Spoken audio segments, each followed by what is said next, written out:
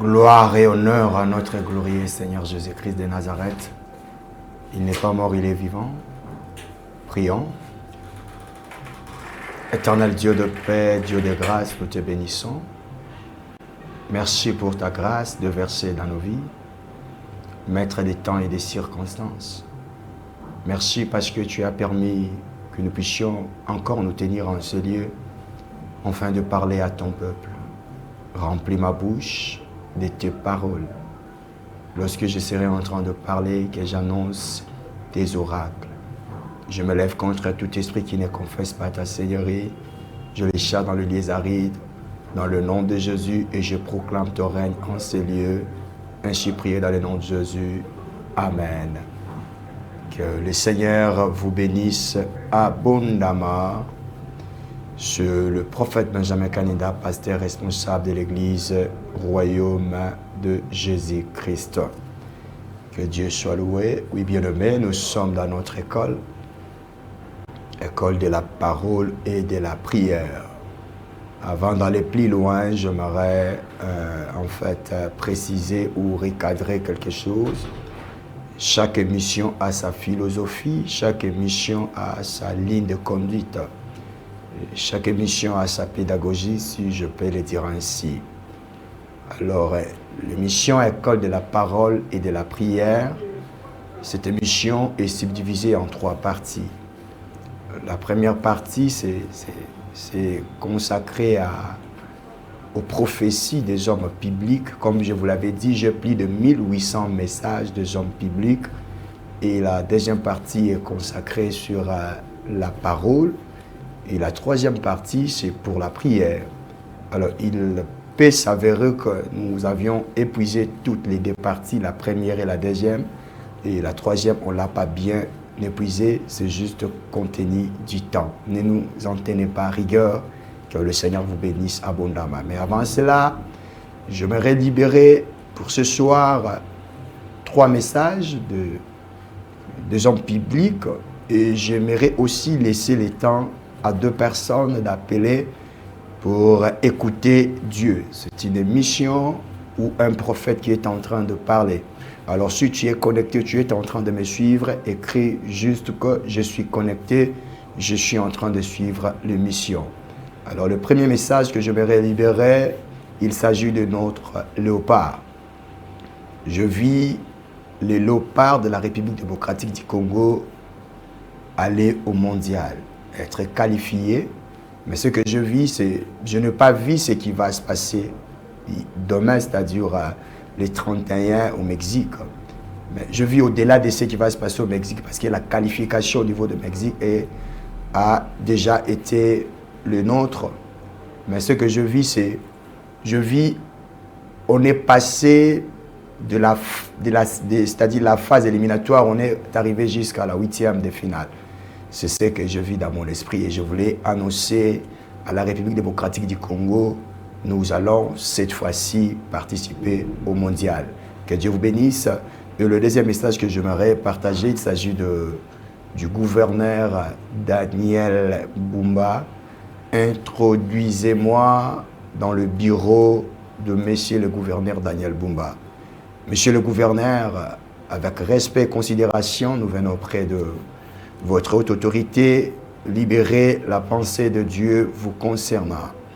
Dieu m'a longuement parlé à propos de vous, mais ici, compte tenu du temps et de certaines sensibilités, je ne saurais tout élucider. Alors, j'aimerais vous dire un peu de mots ce que Dieu m'a dit. Dieu m'a dit, cet homme a été fait pour diriger, c'est-à-dire, il me parle, Monsieur Bumba Daniel, le gouverneur de la ville-province de Kinshasa, a été fait pour diriger. Voilà pourquoi il n'a jamais eu peur et il n'est pas intimidé par quoi que ce soit. Il n'est pas intimidé par quoi que ce soit, il est objectif mais il est confronté à un problème qui rencontre la plupart des leaders, celui de vouloir accomplir leur plan. C'est-à-dire, c'est quelqu'un d'objectif, il a un projet, il a un plan qu'il veut accomplir. C'est ce que Dieu m'a dit. Mais Dieu m'a dit, le message continue en disant, alors dites à lui qu'il doit chercher l'expertise de tous ses prédécesseurs sur le récit. Je sais que c'est difficile, mais non, c'est impossible. Donc Dieu veut que vous puissiez réussir dans votre mandat, veut que quand vous allez quitter le gouvernorat de Kinshasa, qu'on parle réellement, s'il y a des gouverneurs qui ont passé dans ce fauteuil, dans cette administration de la ville-province de Kinshasa, Daniel Bumba a réussi et Dieu m'a dit, vous devez mettre votre ego de côté, chercher l'expertise de vos prédécesseurs et ils vont vous aider afin que vous puissiez atteindre vos objectifs. Et autre chose que Dieu m'a dit, et la réussite ne dépend pas seulement de l'intelligence et de l'expertise. Vous devez aussi chercher le chef de terre, c'est-à-dire le chef coutumier de la ville-province de Kinshasa, et leur demander qu'il faut-il faire pour que la réussite soit totale dans la ville-province de Kinshasa. Et autre chose que Dieu m'a dit, c'était de vous dire, vous devez chercher les hommes hautement qualifiés spirituels. Je parle des hommes de Dieu qui doivent prier contre les esprits des eaux. Parce que je voyais Billy Mayamai, c'est ce que j'entendais dans mon esprit. On doit parler à la source des eaux. Les hommes de Dieu doivent parler à la source des eaux, aux esprits des eaux qui sont en colère, qui ne veulent pas que la ville prospère. Ce qui reste, c'est tellement confidentiel. Je souhaiterais vous rencontrer en personne pour vous les transmettre. Que Dieu vous bénisse abondamment.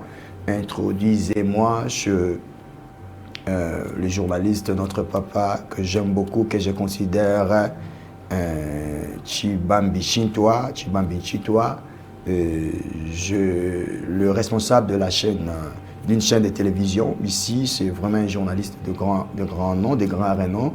Et papa, Dieu vous a vu et Dieu m'a donné 2 messages que j'aimerais les libérer en public. Et les autres messages, je souhaiterais vous voir parce que c'est tellement profond.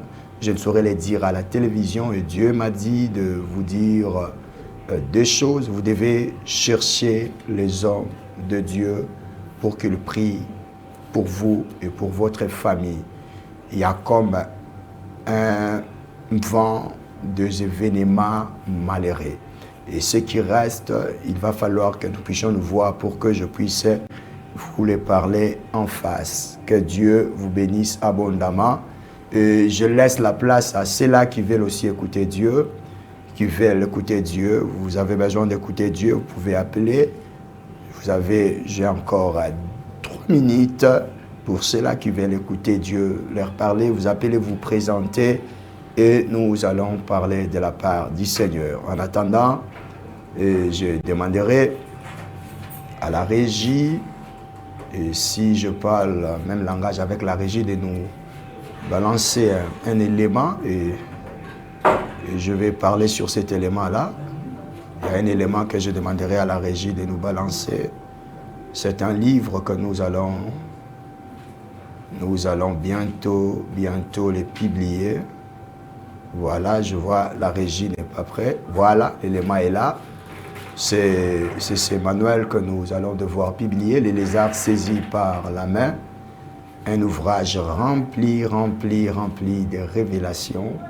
Et dans cet ouvrage, nous avons parlé sur le peuple qui était éloigné, c'est-à-dire les nations qui ont trouvé grâce à Dieu, c'est-à-dire le lézard qui est classifié comme étant un animal impur. Et le lézard a été saisi par la main pour se retrouver dans le palais du roi. C'est l'image des gentils, des nations qui étaient jadis éloignés de Dieu et qui ont été saisis par la main. La main, c'est l'image du ministère de la parole. Puisque la main a 5 doigts, le ministère de la parole a aussi 5 doigts. Le ministère de la parole a aussi 5 ministères. Voilà ce que je voulais parler. Alors nous avons détaillé le rôle de chaque ministère dans une dimension inimaginable. Alors je vous donnerai la date pour la publication de cet ouvrage. Que Dieu vous bénisse. Nous avons à notre actif écrit plus de 9 livres déjà qui sont prêts, qu'il ne reste que quelques petits travaux de finition. Et nous allons commencer à les publier bientôt. Le premier, je vous ai dit, nous allons vous annoncer quand est-ce qu'il faut les publier. Que le Seigneur Jésus-Christ vous bénisse abondamment. Oui, bien-aimés, frères, sœurs, nous voulons maintenant, ok, je vois un appel, j'aimerais d'abord recevoir cet appel. Allô? Allô? Bonjour, vous appelez depuis où? Non, j'appelle depuis ma tête, frère Ambroise. Là, on a besoin d'orientation divine. Frère Ambroise, depuis ma tête, on a besoin d'orientation divine. Frère Ambroise, tango bengi ngai na sepeli makasi na koyoka mungongo na yo. Et Nzamba lobi nanga, cet homme, c'est une personne qui a un bon cœur. Mais le problème avec lui, il rencontre des combats qui sont plus élevés que lui. C'est-à-dire, Ozokuta na babitumba ou elekio makasi. Et pourquoi babitumba ou eleko makasi? C'est à cause de ce que Dieu a mis en toi.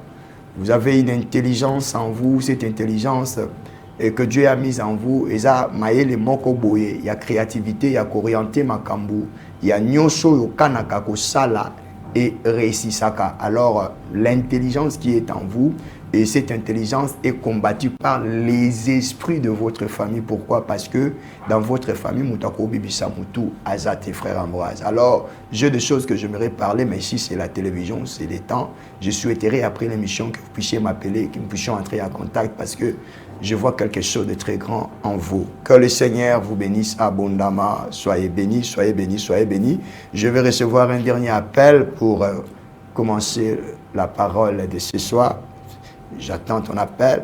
Gloire à Dieu, soyez scotchés. Nous allons lire la parole de Dieu. Nous sommes dans Matthieu 25, le verset 31 à 46. Mais avant cela, permettez-moi d'annoncer le thème.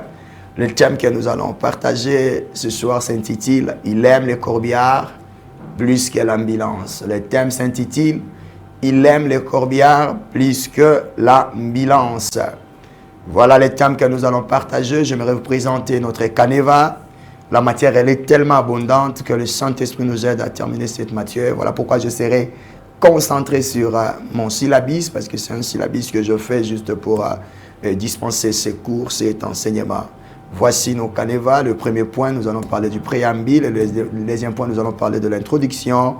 Le troisième point, nous allons étudier Matthieu 25, 31, 46. Le quatrième point, nous allons parler de la méchanceté des hommes et nous allons conclure au cinquième point. Que Dieu soit loué. Alors, nous entrons dans le premier point. Nous avons dit ceci dans cet enseignement. Nous allons plus parler de l'hypocrisie et de la méchanceté des hommes, aimant le mort plus que les vivants.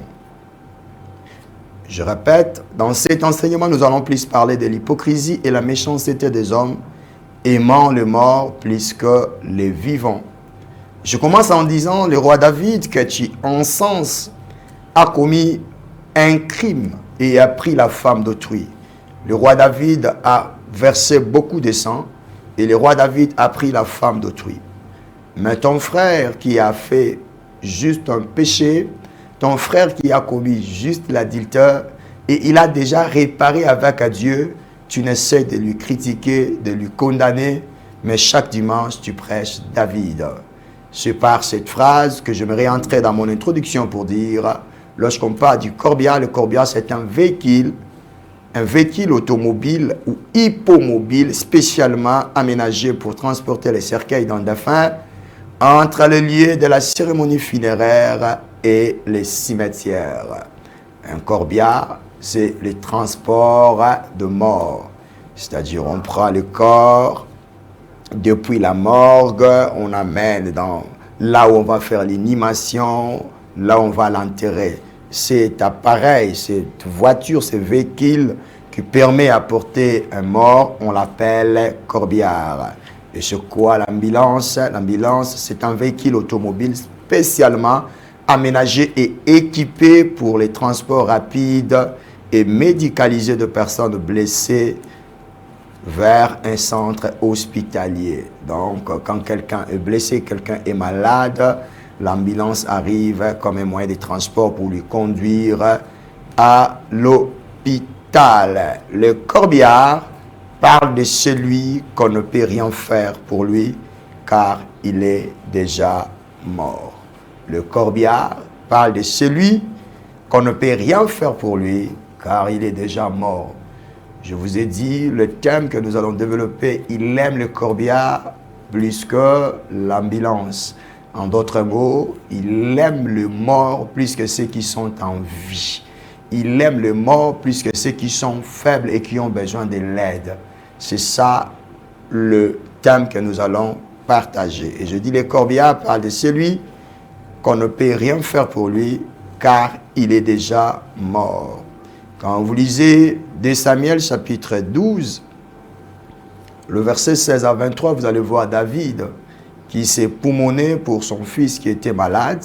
Et lorsque l'enfant mourit, la Bible dit, David s'est rasa, il s'est lava, il changea de vêtements, il demanda à manger. Pourquoi? Parce que l'on ne peut rien faire pour celui qui est mort.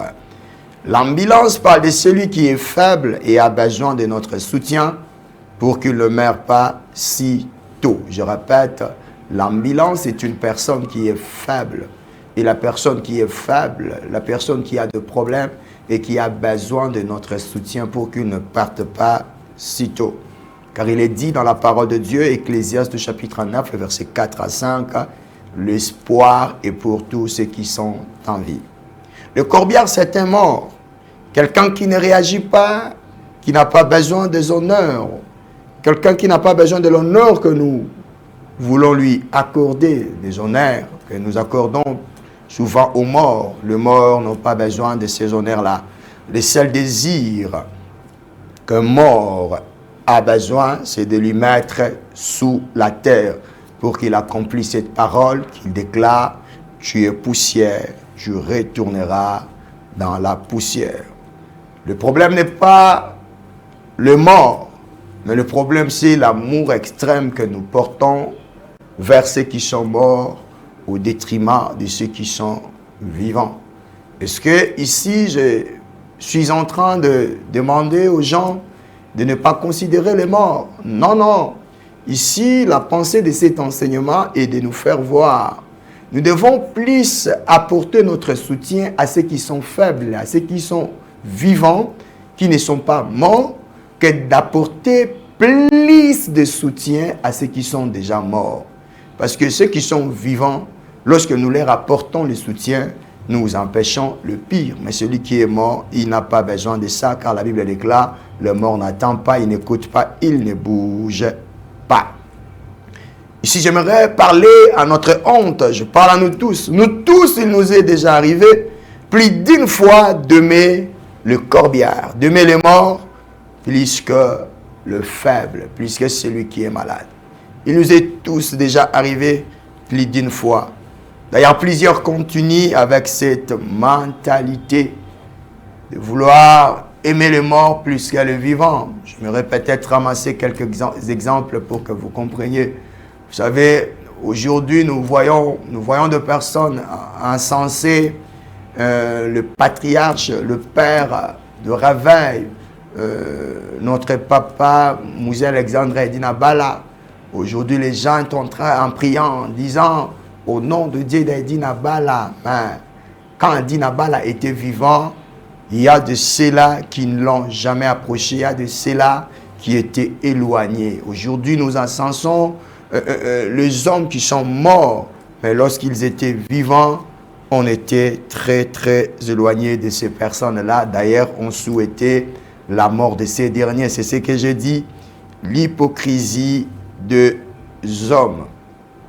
Je dis, le châtiment ne sera pas infligé au bouc, non pas parce qu'ils ont négligé ceux qui sont morts, mais le châtiment sera infligé au bouc parce qu'ils ont négligé ceux qui sont vivants. Ceci va nous conduire à notre troisième point qui est consacré à étudier minutieusement Matthieu 25, 31 à 46. Matthieu 25, 31 à 46. C'est d'ailleurs ce texte qui est notre base de ce soir. Matthieu 25, nous allons rapidement prendre nos Bibles dans Matthieu 25. Prenons le verset 31. Matthieu 25, prenons le verset 31.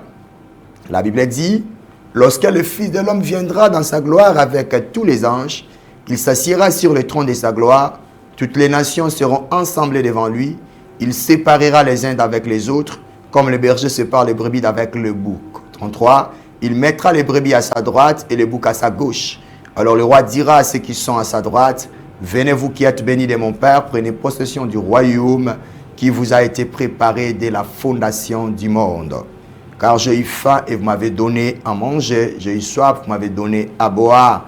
J'étais étranger et vous m'avez recueilli, j'étais nu et vous m'avez vêtu, j'étais malade et vous m'avez visité, j'étais en prison et vous êtes venus vers moi. » Les justes lui répondront, « Seigneur, quand avons-nous vu avoir faim et t'avons-nous donné à manger, ou avoir soif et t'avons-nous donné à boire?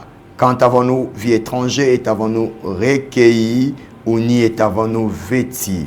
Quand avons-nous vu malade ou en prison et sommes-nous allés vers toi? » Et le roi leur répondra, « Je vous l'ai dit en vérité, toutes les fois que vous avez fait ces choses à l'un de ces plus petits de mes frères, c'est à moi que vous les avez faites. » Ensuite, il dira à ceux qui seront à sa gauche, « Retirez-vous de moi, maudits, allez dans le feu éternel qui a été préparé pour les diables et pour ses anges.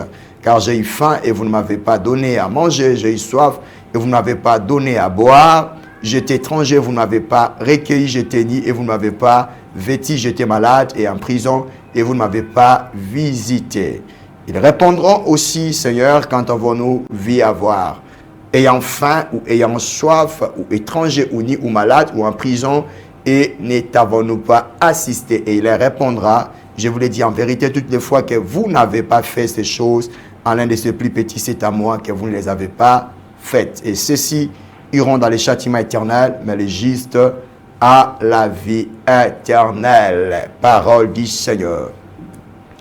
La première des choses dans ce verset, le Seigneur Jésus-Christ est en train de parler l'expression « à l'un de ses plus petits, mes frères », cette expression, il y a beaucoup de débats théologiques autour de ça. Il y a beaucoup de courants qui essaient d'interpréter l'expression « le petit », c'est-à-dire le plus petit de Matthieu 25. Et les autres disent réellement, il parlait de faible. L'expression, selon la langue de ces temps-là, le petit ne parle pas de petit comme dans notre temps. Je faisais allusion à ceux qui sont faibles. Qui sont faibles sont tous ces dont là on a énuméré, étrangers, malades, celui qui est ni, pardon. Tous ces gens-là, toutes ces personnes-là sont considérées comme petits. Et Jésus dit à l'un de ces plus petits qui est mes frères. Donc là encore, il va falloir expliquer quelque chose. Et Jésus parle, ils sont mes frères. Il y a un courant qui dit, lorsqu'il parle de mes frères, il fait allusion à des disciples confrontés à des difficultés, à des disciples confrontés à la persécution. Et il dit, les boucs seront jugés, les boucs sont l'image de personnes endurcies, qui n'apportent pas leur soutien à ceux qui sont dans le besoin. C'est-à-dire qui n'apportent pas leur apport à l'ambulance, qui n'apportent pas leur apport à ceux qui sont faibles. Et ici, ceux qui sont faibles sont les serviteurs d'abord. Premièrement, c'est d'abord les serviteurs de Dieu. C'est dans l'église du Seigneur. Et quand tu vois quelqu'un dans la souffrance, quand tu vois quelqu'un dans le problème, et tu ne dois pas voir l'attitude de bouc, tu dois voir l'attitude du brebis qui est celui d'apporter son soutien à celui qui est faible. Voilà un peu ce que j'aimerais préciser. Et nous entrons maintenant, je dis ceci, ce verset parle du jugement pour ceux qui hériteront le royaume des cieux et ceux qui iront dans le feu éternel préparé pour le diable et ses anges. C'est la première des choses que vous devez savoir. Là où nous venons de lire, parle d'abord de ceux qui hériteront la vie éternelle et de ceux qui iront en enfer. Et quand nous parlons de ça, nous voulons juste expliquer, il y a une conduite, il y a une manière de faire les choses qui conditionnera ceux qui iront dans le feu éternel et ceux qui iront au ciel.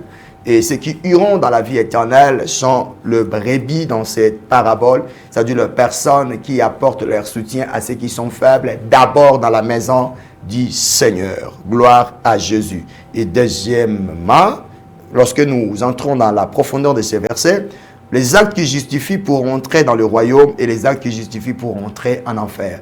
Donc la deuxième vérité renforce la première vérité. Dans ces versets, ça nous montre réellement les actes qui justifient. Parce que le ciel, il y a des actes à poser qui vont nous amener au ciel.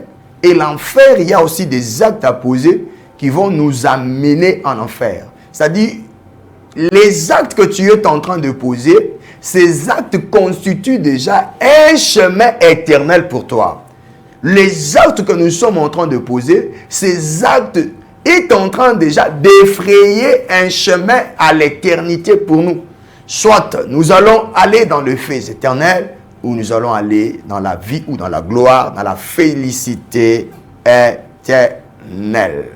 Alors, voici maintenant les actes qui différencient les boucs d'avec les brebis. Ici, j'aimerais que vous puissiez comprendre, lorsqu'on parle de boucs, sont des insensibles, des personnes qui n'assistent jamais ceux qui sont faibles, de personnes qui ne viennent jamais au secours des autres. J'aimerais aussi les appeler les sacrificateurs dans la parabole du Samaritain. J'aimerais aussi les appeler les Lévites dans la parabole du Samaritain. Jésus parle d'un homme qui était bâti à demi-mort. Cet homme avait besoin d'une ambulance. Mais les sacrificateurs, il a vu cet homme bâti à demi-mort. Quelle insensibilité, lui qui connaissait la parole, lui qui connaissait la loi de Dieu, mais les sacrificateurs vont passer outre. Oh, qu'est-ce que nous ne voyons pas aujourd'hui à l'église? La jalousie a atteint un niveau, vous n'avez pas l'idée. Un pasteur empoisonne son frère. Un homme de Dieu qui a lu la Bible dans son entièreté plus d'une fois, il est facile à tuer, il est facile à faire du mal à son frère. C'est l'image d'un sacrificateur dans la parabole de bon Samaritain et qui nous renvoie dans cette parabole, dans cette étude d'un bouc, d'un insensible. On dit, on parle d'un lévite. Le lévite encore ici, c'est l'image de celui qui connaît la parole de Dieu. Mais la différence entre un lévite et un sacrificateur, la Bible dit, c'est dans la bouche du sacrificateur qu'on trouvera la science. Et le lévite, c'est un apprenant, c'est un disciple à l'école du sacrificateur. Le sacrificateur, c'est comme un maître, le lévite, c'est comme son disciple. Mais lui aussi qui avait la connaissance de la parole de Dieu, il a vu cet homme qui était une ambulance, qui avait besoin de l'aide. Il est passé outre. Voilà, bien-aimés frères, sœurs. Les actes qui différencient le bouc avec le brebis, un, c'est la famine. C'est la famine. Les brebis, les personnes qui sont sensibles aux souffrances des autres, lorsqu'ils trouvent quelqu'un, ils rencontrent des autres dans la souffrance. Nous parlons ici dans le cadre de ces livres, là où nous venons de lire, Matthieu 25, on parle de la famine. Yaya Linga les anzala. Il y a aujourd'hui des personnes qui ne peuvent pas aider les autres qui sont dans la famine. J'aimerais parler de choses simples parce que Jésus ne compliquait pas les choses. Aujourd'hui, on a tellement compliqué l'évangile et c'est comme si les bases de l'évangile, on a dépassé les bases de l'évangile. La vie chrétienne est simple. L'évangile, elle est simple. Alors ne compliquons pas les choses. Si nous ne comprenons pas, nous ne pratiquons pas d'abord la base. Bien aimé, je ne vois pas le sens de vouloir nous parler de choses, d'extrapoler, de nous parler de révélations. J'aime l'appeler de pseudo-révélations qui n'a pas la vie. La vie, c'est d'abord ici. C'est d'assister ceux qui ont faim. Quand vous lisez l'épître de Jacques, là on parle encore de la foi sans les œuvres. On parle de quelqu'un qui a faim, on parle de quelqu'un qui est ni.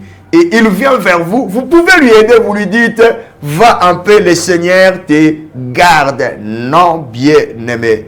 On parle de la famine, on parle de la soif, on parle de l'hospitalité, on parle de le manquement de vêtements ou la nudité, on parle de la maladie, on parle de la prison. On parle de la prison. En fait, l'État me manquerait d'expliquer chaque rubrique citée dans Matthieu 25, mais nous allons juste le coller et comme je suis en train de le dire.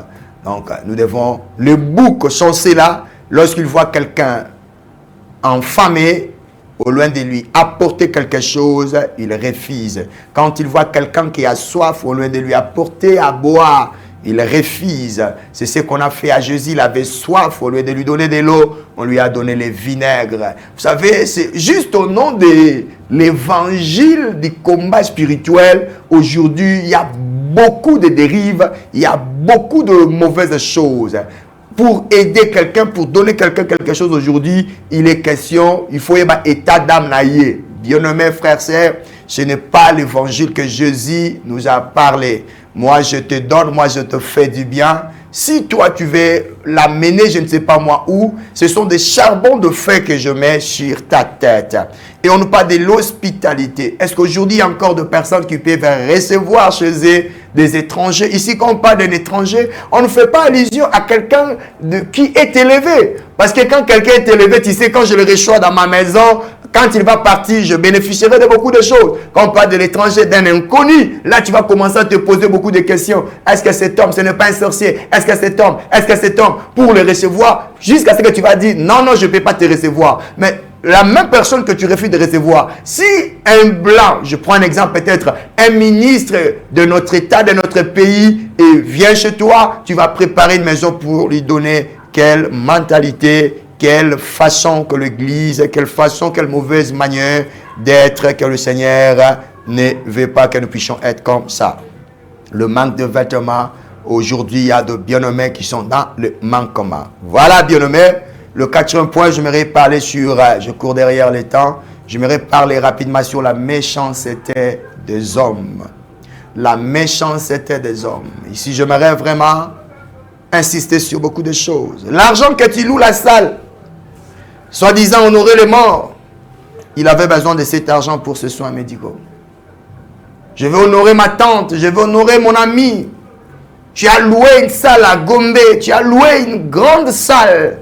Tu as donné plus de 5 000 $ pour ses obsèques. Il avait besoin de 100 $ pour la transfusion. Il avait besoin de 10 $ pour acheter le médicament. Il est mort la personne que vous êtes en train de cotiser, de louer la salle, cette grande salle. Il est mort, non pas parce que c'était le temps de Dieu, mais il est mort faute de moyens. Dieu nous jugera, mes bien-aimés frères et sœurs. Arrêtons d'aimer le corbillard plus que l'ambulance. L'argent que tu dépenses pour une place d'honneur dans un cimetière de riches, il avait besoin de cet argent pour payer ses dettes qui l'ont conduit par des inquiétudes et au finish, il n'a pas tenu et il a été succombé. L'argent là que tu as pris, l'argent là que tu veux maintenant dire, nous allons chercher une place à Nécropole 1 pour notre soeur, pour notre frère. Il avait juste une dette, il avait des dettes, il était endetté. Et il a fait une dépression et puis il n'a pas pu supporter parce qu'il était dérangé de part et d'autre. Et le voilà aujourd'hui mourir. Tu ne prenais même pas le téléphone quand il t'appelait. Mais c'est toi qui sors de l'argent. Quelle méchanceté pour aller acheter une place au Nécropole. Bien-aimé, quelle méchanceté. Les personnes qui sont tout autour de sa photo lors de la veille mortuaire. Il avait besoin de ces personnes-là pour lui remonter le moral lorsque le docteur lui avait déclaré que sa maladie était inguérissable. Nous voyons toutes les personnes, nous voyons ces scénarios dans des veilles mortuaires. Excusez-moi. Nous voyons ces scénarios. Vous voyez les gens pleurer autour d'une photo. Il avait besoin de ces personnes-là. Quand le docteur lui a dit, papa, ton cancer a atteint une phase finale, tu ne vas pas guérir. Il a été abandonné par tout le monde. Et quand il est mort, vous êtes là, dans sa veillée mortuaire. Quelle méchanceté. La personne que tu pleures aujourd'hui, jusqu'à perdre ta voix, c'est la même personne que tu avais juré de ne jamais adresser la parole jusqu'à la tombe. Arrêtons l'hypocrisie, mes bien-aimés frères et sœurs. Aujourd'hui, tu pleures Tu dis, je pleure, c'est mon frère. Je pleure, c'est ma tante, c'est ma mère. Je pleure, c'est mon fils. Tu avais juré de ne plus lui adresser la parole. Mais pourquoi tu pleures jusqu'à perdre la voix? C'est de l'hypocrisie, c'est de la méchanceté. Ce n'est pas la mentalité du royaume. Ce n'est pas la mentalité des enfants de Dieu, bien-aimés. Arrêtons cette mentalité. Soyons humains. Soyons humains. Que veut dire soyons humains? Lorsque nous étudions Genèse chapitre 2, le verset 18 à 20, on voit Dieu a donné la responsabilité à Adam de nommer les animaux. Il a nommé les animaux étaient en couple. Mais à la fin, Adam n'a pas vu celui qui lui ressemblait. Et Dieu a compris qu'Adam était en queue et Dieu a mené un profond sommeil pour en faire une aide semblable à Adam pour qu'Adam ne soit pas dans l'inquiétude. Et Dieu a vu que l'homme était triste parce qu'il n'avait pas de semblable, car l'homme a été créé pour vivre ensemble avec les autres. Et quand je parle soyons humains, nous devons vivre ensemble avec les autres. Nous devons remonter le moral les uns les autres. C'est ainsi la Bible dit, priez pour les uns les autres. Romains chapitre 15, la Bible dit, vous qui êtes forts, vous devez supporter les faiblesses de ceux qui ne le sont pas. Voici ce qu'il faut faire. Voici ce qu'il faut faire. Testament chapitre 12, le verset 16 à 23, nous voyons le comportement que nous devions ou nous devons adopter. C'est le comportement de David, bien-aimés frères et sœurs. David ne se souciait pas du corbillard, mais se souciait de l'ambulance. David ne se souciait pas de mort, mais se souciait de celui qui était vivant. Regarde ce que la Bible a dit. Lorsque l'enfant était malade, David pleurait devant Dieu, gênait, priait. Il a fait de tout son nécessaire. C'est cette attitude que nous devons avoir. Avant que le pire n'arrive, nous devons sauter premier. Nous devons assister les autres. Nous devons répondre aux appels. L'appel que tu évites. Quand on t'appelle, tu dis, c'est pour me demander de l'argent. Quand on t'appelle, tu refuses même de prendre ton téléphone. Mon frère, ma soeur, tu ne sais pas pourquoi tu t'appelles. Peut-être c'est le dernier appel. Et c'est toi qui vas organiser les obsèques. Tu dis, c'est mon frère. Arrêtons l'hypocrisie, changeons. Prenons plus le temps à soutenir moralement. Prenons plus le temps à soutenir financièrement et matériellement le faible. Ne nous limitons pas seulement parce que c'est le langage des religieux en disant nous te soutenons en prière, je vais prier pour toi. Ça, c'est le langage des avares, le langage des cupides, c'est le langage des religieux. Jésus-Christ n'était pas venu bâtir une religion, mais Jésus-Christ était venu bâtir un royaume. Je répète, Jésus-Christ n'était pas venu bâtir une religion, mais il était venu bâtir un royaume. Regardez, là où il y a la religion, il y a toujours des problèmes, il y a toujours des combats, il y a toujours beaucoup de choses. Mais Jésus était venu bâtir un royaume, le royaume des cieux. Jésus était venu l'établir sur la terre. Gloire à Jésus. Les religieux soutiennent que par la prière, c'est ce qu'ils disent. Et si nous regardons aussi au fond, la prière qu'ils disent, ils ne le font même pas. Ils ne prennent pas le temps pour prier pour les autres. Quand quelqu'un t'appelle, dit mon frère, prie pour moi, tu dis, je vais prier pour toi. Mais tu sais, en âme et conscience, tu ne l'as même pas fait. Non, bien-aimé, je dis, il y a des problèmes qui n'ont pas seulement besoin de la prière, mais d'argent. Quand il est venu te voir, il a besoin d'argent. Ce n'est pas la prière. D'autres problèmes ont besoin, bien-aimé, seulement de remonter le moral. Et d'autres problèmes ont besoin que tu puisses lui fournir le matériel nécessaire afin d'accomplir la tâche X et Y. Combien de personnes avions-nous blessées à cause de notre hypocrisie? Ce message est venu nous interpeller tous.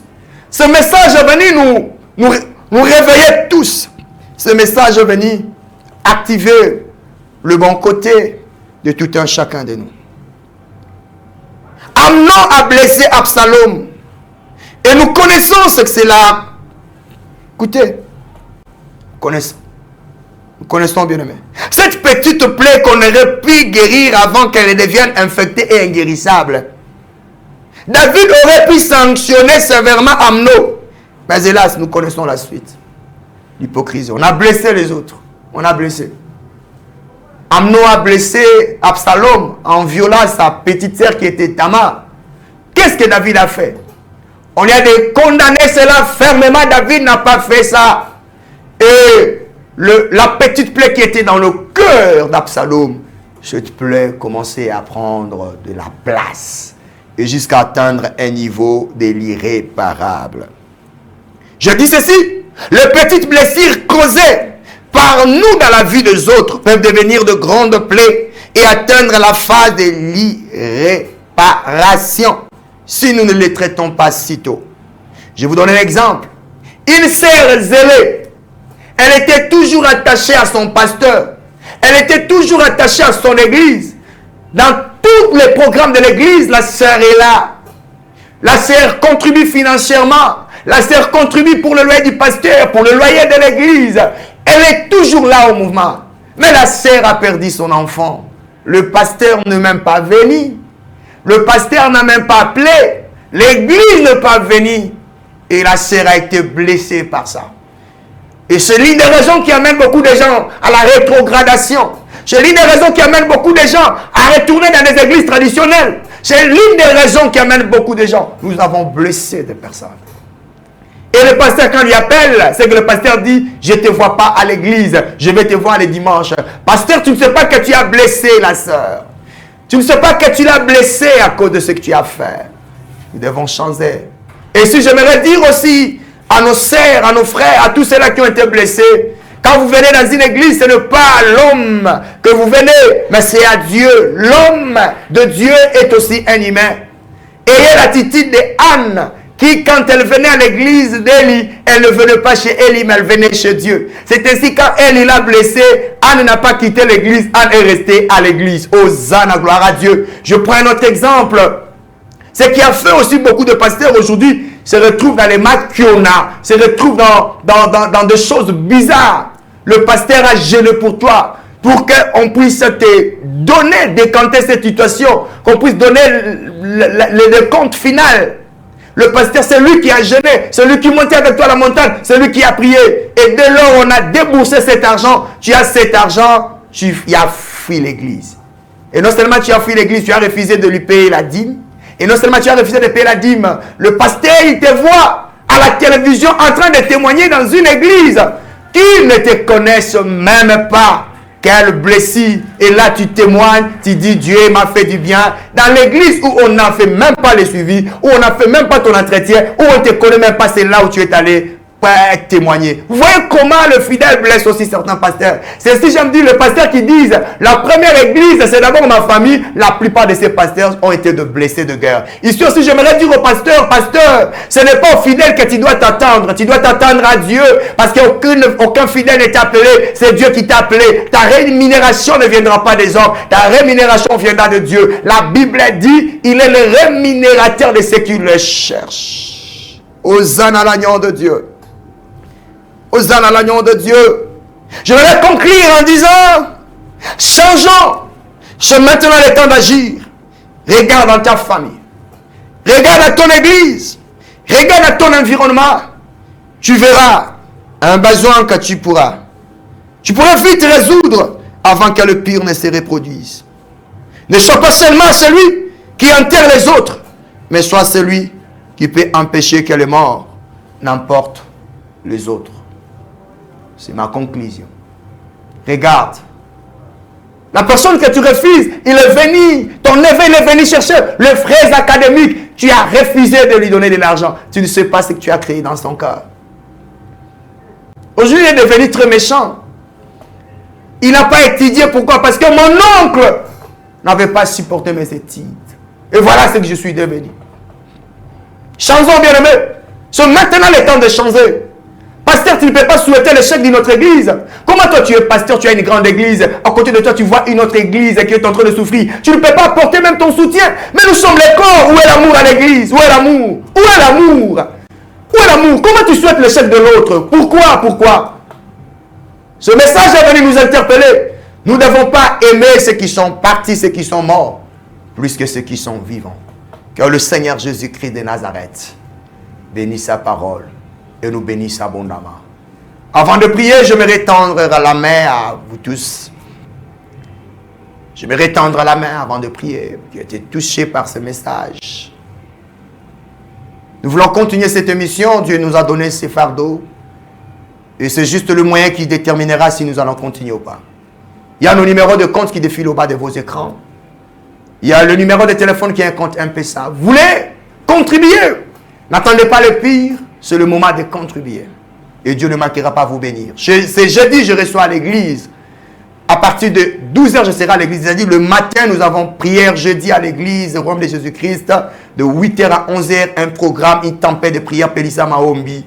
Ne manquez pas, à partir de 12h, je reçois. Vous voulez venir? C'est jeudi, je reçois de 12h à 15h. J'aimerais prier ensemble avec vous. Seigneur, je prie maintenant pour tout celui qui a écouté ce message. Ce n'est pas un message, mais c'est un message. Que ce message trouve une place importante. Que ce message bande le pleu. Ce n'est que toi qui peux bander le pleu. Bande le pleu, guéris le cœur. L'une des missions que tu étais venu accomplir, c'était de guérir le cœur brisé. Guérir un cœur qui était brisé à cause de la méchanceté des hommes. Je prie pour celui qui est au lit de l'hôpital, qui a fait beaucoup de bien aux autres, mais on l'a abandonné. Seigneur, sois son soutien. Parce que quand on fait du bien, ce n'est pas aux autres, mais c'est à toi que nous devons nous attendre. Il est écrit, celui qui donne aux pauvres prête à Dieu. Que ce message trouve une place importante dans nos cœurs. Bénis tout celui qui a écouté ce message. Ainsi, je prie dans le nom de Jésus. Amen. Que le Seigneur Jésus-Christ vous bénisse. Nous allons nous retrouver au prochain numéro. Paix et grâce dans vos domaines.